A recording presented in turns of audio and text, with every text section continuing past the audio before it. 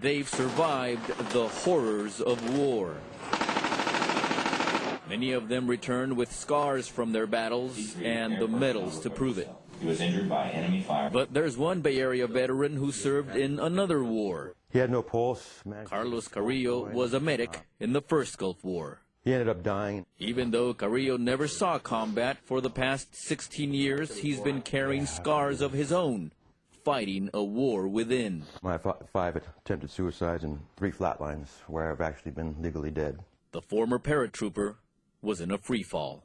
What I can tell you is that he's been diagnosed with PTSD.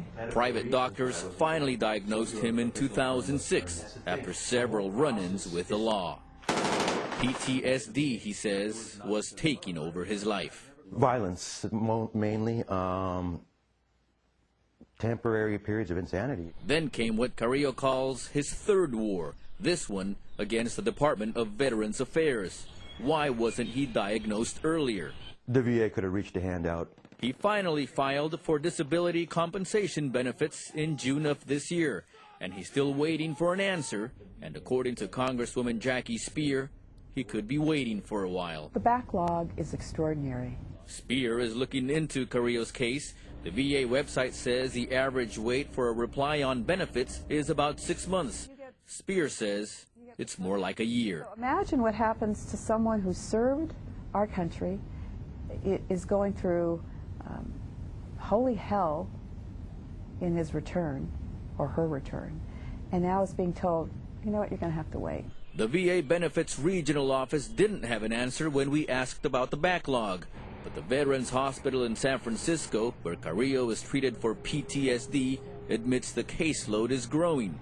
30% of all veterans from Iraq and Afghanistan are being treated for the disease. That's 30% out of almost 2 million, and it doesn't include the troops who fear the label. That's what the professionals will tell you, that the stigma to coming to the VA and seeking mental health help is difficult for some veterans. The San Francisco VA says it'll keep treating Carrillo for PTSD. He doesn't need disability benefits for that. Any veteran can qualify for medical treatment if they're honorably discharged.